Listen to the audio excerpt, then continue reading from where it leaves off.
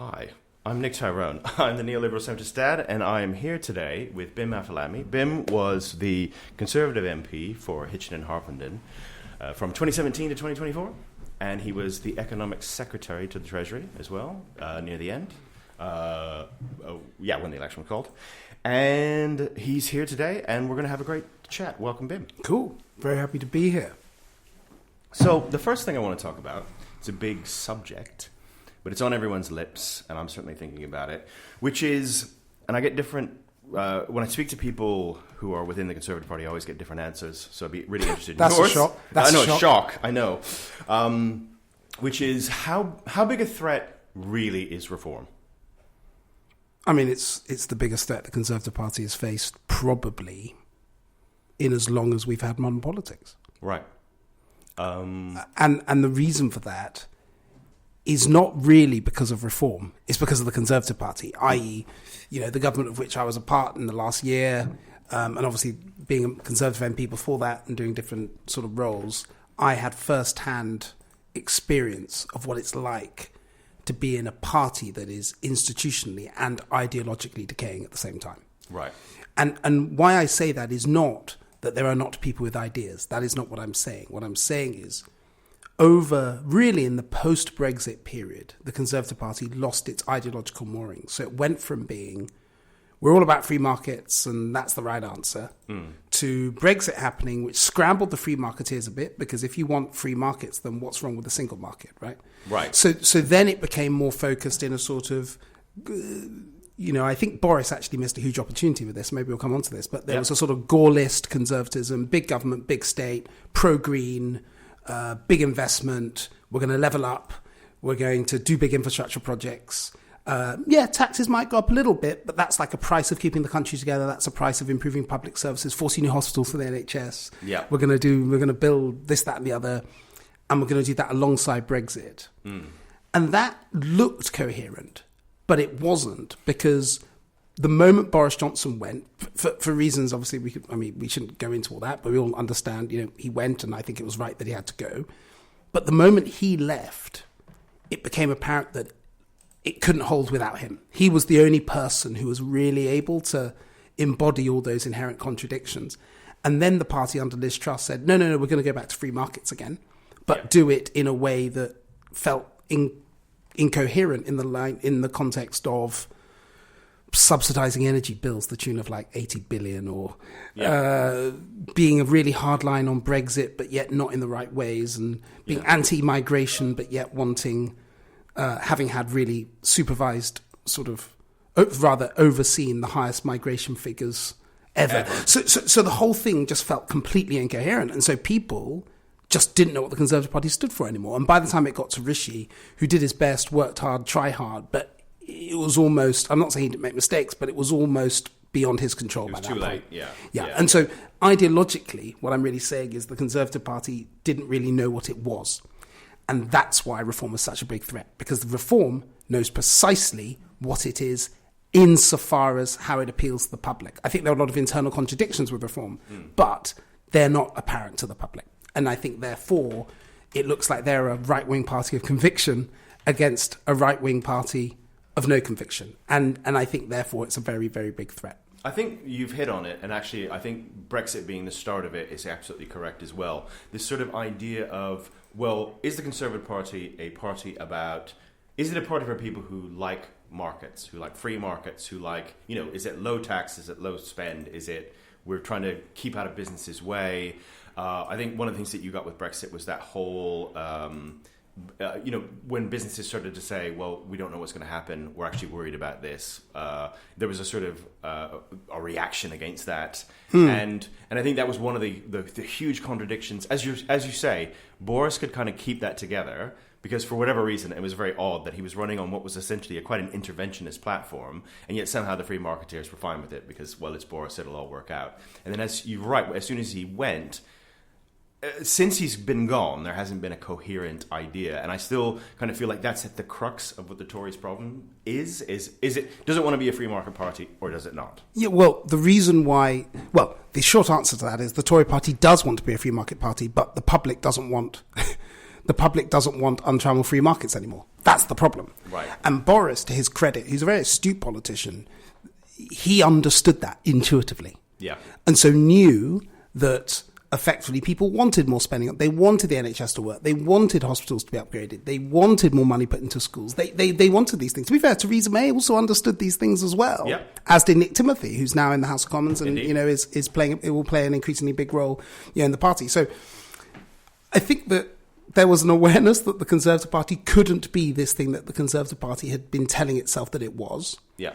But we failed to actually deliver on those promises. Right. And the reason why we failed to deliver is because a lot of people in the Conservative Party didn't really believe in them. So it meant that they weren't really pushing forward. So it was all very muddled. I mean, one of the things that I became increasingly obsessed with much earlier than it was fashionable is regulation. I mean, you know this. I set up something called the Regulatory Reform Group in 2022, getting senior colleagues from across the House to say the regulatory state we have in this country is stifling everything. And that, frankly, a lot of which grew up under the Conservative government. So it's that lack of formation of something coherent. That is the core reason why the Conservative Party is in trouble. Yeah, and I think you're right in the sense that, in a way, it was like, well, actually, a more state interventionist platform is the thing that people want, that people will win us. But I almost think there's a double think at times going on within the Conservative Party. So there's this kind of idea of, no, people really do want free markets, and they really do want that. And almost this idea that they don't have to sell that to the public because that's where the public is, as if it's 20 years ago. There's something very profoundly going on, not just in Britain, but across the Western world. There are obviously all sorts of tensions. We could talk about migration, we could talk about, economic growth, and we could talk about all that stuff. And I think everybody intuitively understands that those things are macro issues across the West. However, there's something even more fundamental, which is the model that has broadly come post-Bretton Woods, post-1980s liberalisation, led by Thatcher and Reagan, but copied in a lot of other countries. That model appears to run out of steam. Yeah. And there is nobody in senior levels of governance who has been around before that model was the dominant model. So we effectively have a whole group of leaders, by the way, both sides of the House, left of centre, right of centre, who don't know anything else. And history tells you that when you go through these periods, you get a lot of chaos. Yeah. And that's what we're going through. And by the way, Labour are actually in just as difficult a position as the Conservative government was, not because they're really blamed for a lot of the problems of the country, because people realise they've only been in office for 6-7 months or whatever. It's not that. It's because it's obvious that they do not have a clue on how to do things better or differently. Right. And that is the thing that the public has noticed, and that's what they're reacting against. Yeah. I think you're totally right. And I think one of the interesting things to throw in the mix is the fact that Farage really, in his heart of hearts, is a Thatcherite. I mean, Lowe seems to be. So it's even with reform, what's interesting, but somehow they can get away with it. That's the interesting thing. Exactly. Why do you think they can get away with it? They can get away with it because they're not in charge and they're new and they're different. Right. And why I said that, earlier on, that they have, they themselves have internal contradictions, but people aren't going to know until, if they were in government or they were a significant player. At that point, those contradictions will come out. I want to go back on myself, actually, and just to say about this sort of big state interventionist, or I'd say Theresa May / Boris Johnson type conservatism, what you might call Christian democracy. You find it in Germany, a bit more like, say, the CDU in Germany, sort of where they sit. There's a contradiction, which is, I think that the public lacks faith that stuff can work as well. And they lack faith in that because they don't believe that the government is effective enough and efficient enough to deliver on those things. So they might want the government to spend more money in the NHS and get it better, but they don't think that more money in the NHS is going to improve the NHS. Yeah. The public intuitively understand that. The only place that doesn't understand this is the House of Commons. The public knows that we've been putting more money into the NHS, and actually over the last 5 years, performance has gone down. It hasn't stayed the same. It's gone down. Yeah. And the numbers on this are actually incredibly stark. I remember in the Treasury looking at them thinking, I can't believe this. And look, it's complex, and we can, talking about the NHS in details probably for another discussion. But the core is the efficacy of our governments appears to be very poor and weak. The quality of leadership and ideas appears to be poor and weak. And the model that we've been operating under, ranging from how do you tackle inflation, asset prices going through the roof, interest rates, how we think about taxes and spend, what the nature of the economic paradigm that everybody labours under, people don't believe in anymore. And when you have all of these things happening at the same time, it doesn't just affect the Conservative Party, the centre-right, it also affects the centre-left. Because the centre-left, and what left-wing friends of mine in the Labour Party say is, they say the people they hate the most are the right-wing members of the Labour Party. That's right, Because they say that those are the people that really don't believe in anything. He said, at least the Tories, you guys believe in this stuff. Whereas the right-wing members of the Labour Party just hate the left. And I think there's a lot of truth to that. Well, I think actually that's where you end up with like what the Lib Dems are, which is basically like, let's be about nothing. Let's almost be like an art piece as opposed to a political party. Let's just do TikToks about playing FIFA games or whatever. And there's just almost no substance there whatsoever. But I think the Lib Dems, I mean, if there is, the next few years, there is a path which is the Conservative Party actually goes in two directions. One is a more radical, free markety, what you might describe as sort of Elon Musk type view of the world. I'm not including Elon Musk's slightly bizarre views on certain subjects. I mean, he's a mix of. I mean more on the sort of economics and how the government should work. We need more Doge in Britain. This sort of stuff. Smaller state. Sort out the regulatory state, all that stuff. And there's like a whole bunch of people there. And then you've got a whole bunch of people who say, no, actually, we want to return to normalcy. We want to return to sort of moderate people doing moderate things, governing in the national interest. David Cameron was a great prime minister, and that wing. And the question is, can the Conservative Party any longer contain both of those two groups? Right, And that's a big question, because there is no future for the Conservative Party unless it can. I completely agree. And I don't really know how they do it. Whenever I think about, I think what you get to is the old model. So Thatcherism, people sort of don't want that instinctively, or it's not popular enough really to win on any longer. But there's not really a platform that really does work. Like you pointed to it. You've got the whole Christian democracy thing. Matt Goodwin goes on about, socially conservative with a more left wing, let's say, more spend. But actually, how do we even have a bigger state? How does that work? Because we can't afford one. Precisely. So in essence, the answer is sort of who knows? What is the answer? There's no kind of. I mean, one of the things. Do you think that the Tories could get together? They could realize that Thatcherism isn't popular anymore, but they could try and repopularize it? Could that work? Yeah, I mean, this was the sort of Liz Truss analysis. I remember Liz telling me this at various times. And I could see what she was getting at, because there was something Liz was always very... she always used to go on about, which was, young people are actually not socialist. And there's a lot of evidence on that. I've done some work on that. That is definitely true. So she sort of said this idea that all young people are socialists is complete nonsense. And she's completely right about that. But the problem is they're not conservatives either.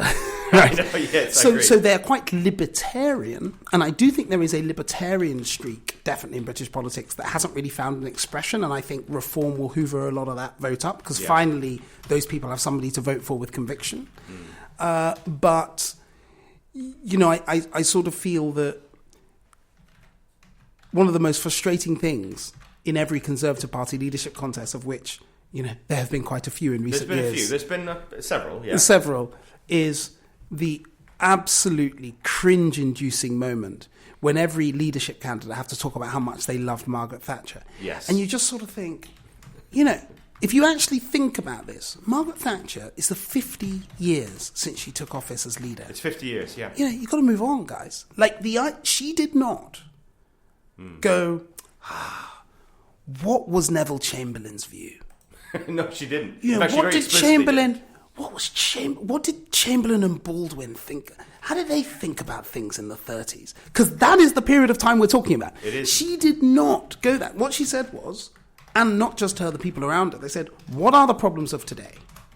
What are the strengths of the economy and country today? What are the weaknesses? And let's design some things to deal with them. Some of them were good, some of them were bad. More of them were good than were bad. I would think that, 'cause I'm a conservative, but they're things that went wrong. If you talk to many people who are Conservative MPs in the Red Wall, or rather were, there are many of us who were Conservative MPs, Yep. You talk to them, they will openly say that what happened to some of their communities under Thatcher's governments was not good, right? Yeah. And they became Conservative MPs, but they didn't mean they accepted everything. But the Conservative Party sort of got to the point where it decides that everybody has to pay homage to this idealised, mythical Margaret Thatcher. And I think the country thinks this is bonkers. I'd agree. Well, I mean, and she's a divisive figure, actually. She remains a divisive figure. I mean, I quite like Thatcher, but, actually, there's lots of people across the people who consider themselves on the right don't like Thatcher and thought Thatcher was some dangerous liberal. Yeah, she's too liberal. So she's quite liberal in many ways. Yeah.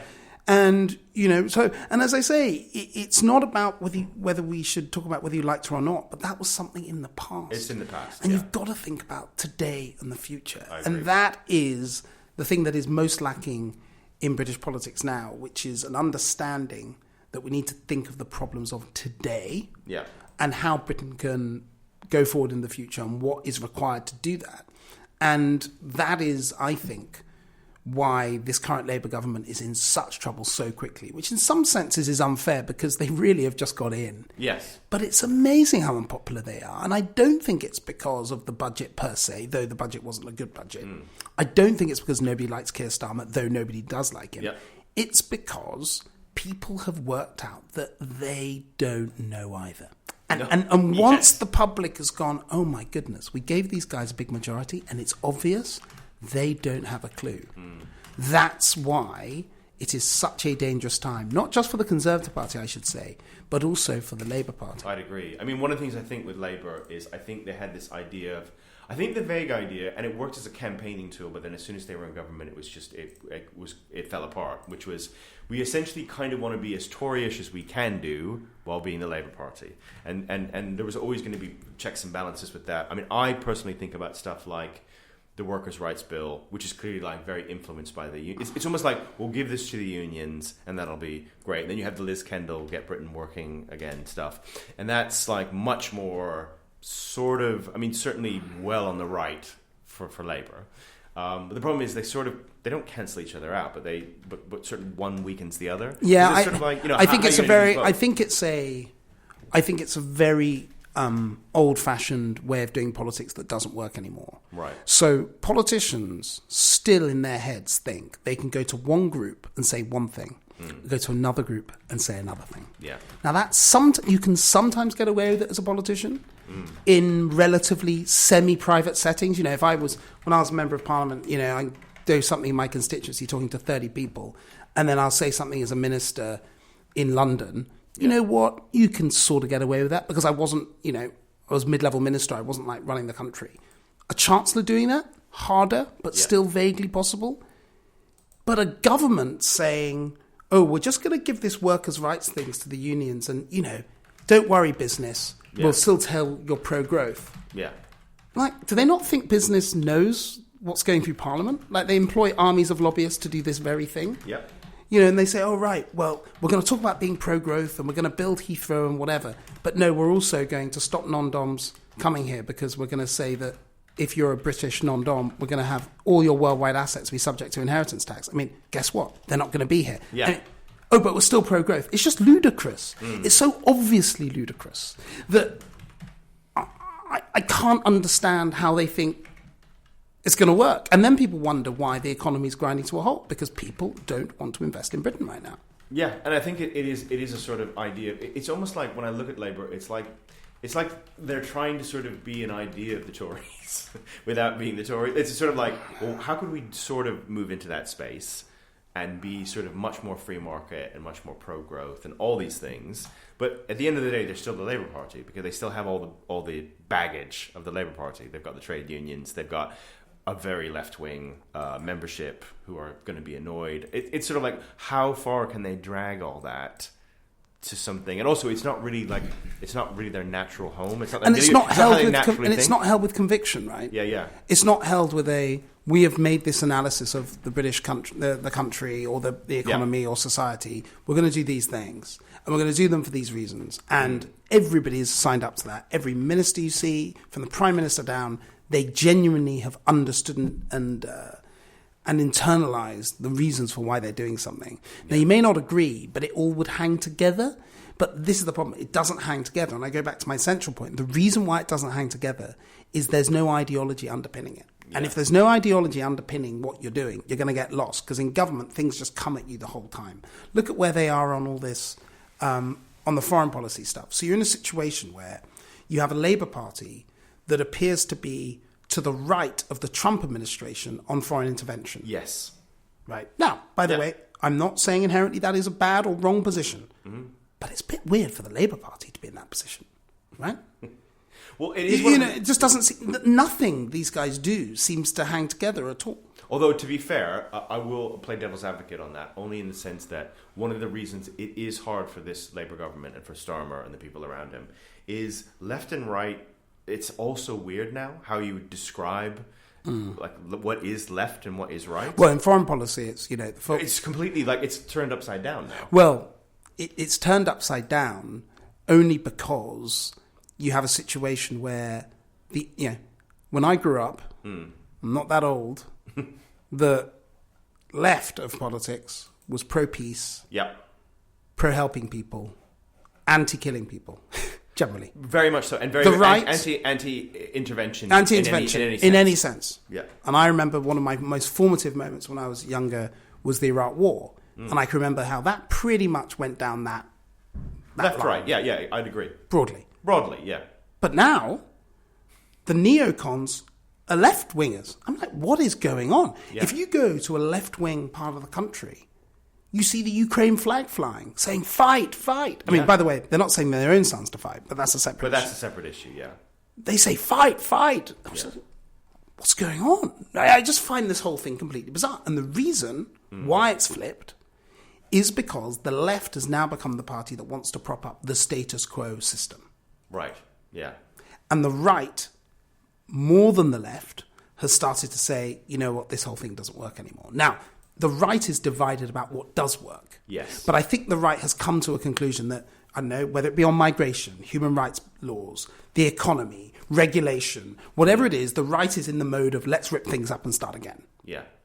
The left is now in the mode of we're going to keep these creaking things going for as long as possible. Yeah. That's a very weird position for progressives to be in. It completely, it makes the application of the term progressive very odd indeed to try and apply. And actually the fact that, when I think about the two terms that you brought up, neoconservatism, obviously the idea of, the West has to spread its wings and has to be sort of somewhat interventionist to spread liberal democracy, or however you want to couch that, and neoliberal, which was Thatcher. It's really about the idea of it's Milton Friedman. It's about markets and stuff, and I find that so odd. So you've got like Musk talking about how we need a smaller state, we need to kill all this bureaucracy, we need to cut government waste, but at the same time, where there's again those elements of the left that are there, like Tulsi Gabbard and RFK, actually. You've got the idea that you've got this Trump, which is supposed to be this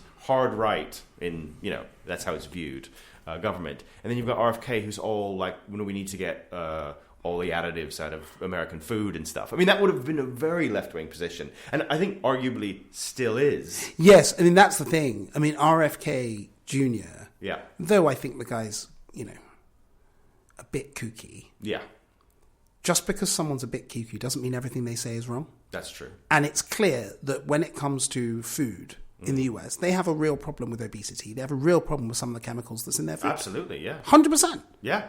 Their pharmaceutical industry, the dominance that pharmaceutical industry has, the prices of drugs in the US. When you go to the US, you notice it immediately. It's huge. And again, it's a different economy, different society. But it's legitimate to ask questions about that. But the Democrats are the party of standing up for these people. I find that bananas. It is odd. It's completely weird. And I think that what we are seeing is everything turned round on its head. And I think it's a function of the fact that broadly, what we think of as a traditional establishment in countries like Britain and America has gone from being centre-right to centre-left.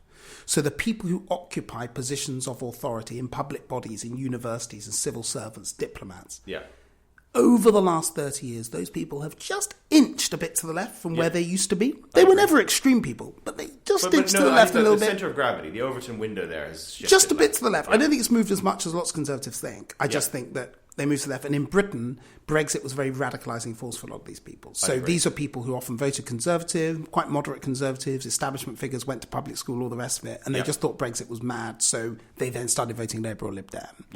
That tendency is also there in the US, and the moment, the Kairos moment for them was Trump. You know, it's like, so I used to vote moderate. I used to be a moderate. You know, you're a senior official in the State Department. You always were a moderate Republican, perfectly happy to serve under George H.W., even George W. Bush presidency. You started your career under Reagan, but Trump, it's like, no, I've got to vote Democrat. So I feel that those people are now effectively sticking up for the system because they run the system.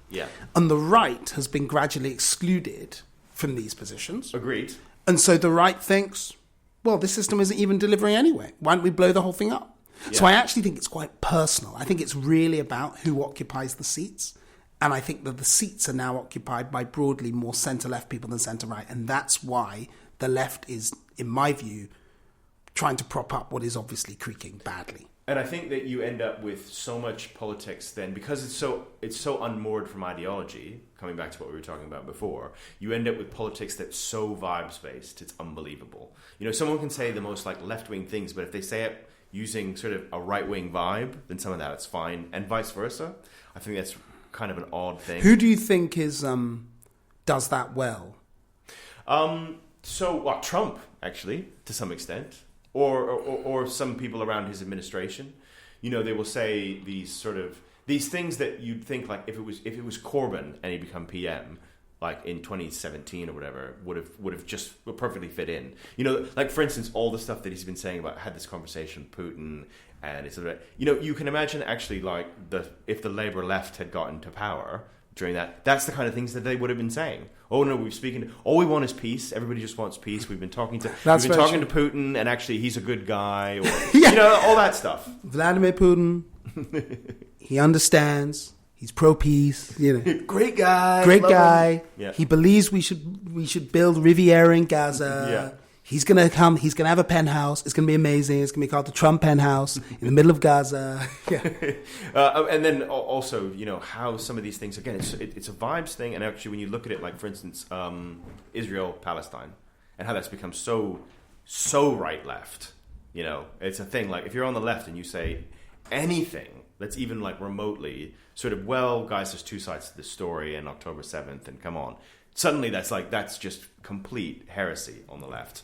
But also, then I think that's one of the reasons why you still have this like sort of weird. Someone had done this great chart where they were talking about like people's position on Russia, Ukraine, and people's position on Palestine, Israel, based on like the sort of the, you know, kind of going left to right across the spectrum. And the joke being that like when you got to the far enough right and the far enough left, it was exactly the same. It was Russia, Palestine, basically, which actually does sort of play out. And so there's that horseshoe theory thing, and bringing that back to reform, I think that's one of the things that really interests me about reform. I think one of the things that they can do is they can kind of play all sides, and I think they actually can weirdly appeal to people who have positions that because it's not really about their policy. Exactly. It's about the fact that they're new, different, and can legitimately say, we've thought about this freshly, and we think the answer is, I don't know, reform will say, we think the answer is get rid of the NHS, replace it with a social insurance system. Now, nobody necessarily thinks they'll really be able to do that in Britain. I don't think you could do it, but that's my personal view. But they'd quite like someone to try. Yeah. And they'd quite like someone to at least do something a bit differently. Well, it's the smash the system thing again. Completely. It comes back to the smash the system And I thing. just think people... Now, I do know that both Labour and Conservatives are worried about reform. But I almost think that they're not really examining what the important thing is. I'd agree. The important thing is, what do you believe? What do you want to do? What are your plans? Yes. You can't worry about the other party and try and deal with it tactically. It's never going to work. You basically have to say, what do we want to do? What are we about? And if you build it sufficiently, people will come. Because people are looking for leadership. They're looking for answers. If you can provide both those things, you can undercut reform. You can undercut. Well, reform ceases to be important. Yes. The Conservative Party is in a structural difficult position because we've just in office, and Kemi's doing her best, but the truth is, she's got a shadow cabinet full of people who were in the last administration. Yeah. There's just a degree of which it's really, really hard to say that you're going to do different, things differently. Yeah. In that context, that's just very difficult. And in Kemi, the Conservative Party's found probably the person who was probably least comfortable in the last administration at any sort of senior level. So she disagreed with lots of things, you could tell. But the problem was she was in it. She was in it, yeah. So it is difficult to make that. It's difficult to be, at least for the next couple of years. It's just harder. I think as you get close to the election, that becomes a bit easier to devise your policy and where you're going. But as I say, thinking about policy is almost a second order thing. The first order is, what do you want? What do you believe? What do you believe will make the country better? What are your values? Genuinely holding those. Yeah. And then the policy comes out of those things. Yeah, I agree. So closing on this. Yeah. What do you think is going to happen at the next general election?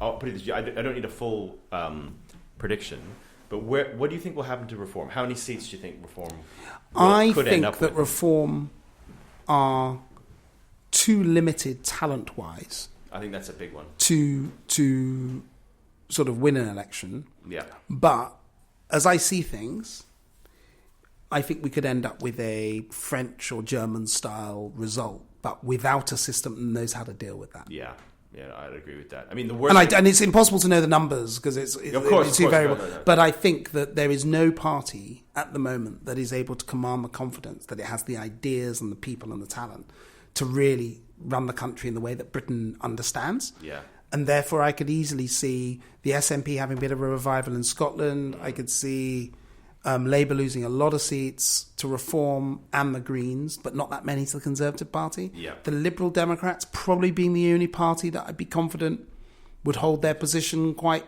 well. Same. And the Conservative Party could do everything from be on 200 and something or lose. It's pretty variable. Yeah, I'd agree. Well, on that note, we should close. Thank you to my guest, Bim Afolami. No problem. Absolute pleasure. Well, no, really, thanks. And we come back for whatever I am, come back for it. Thank you very much.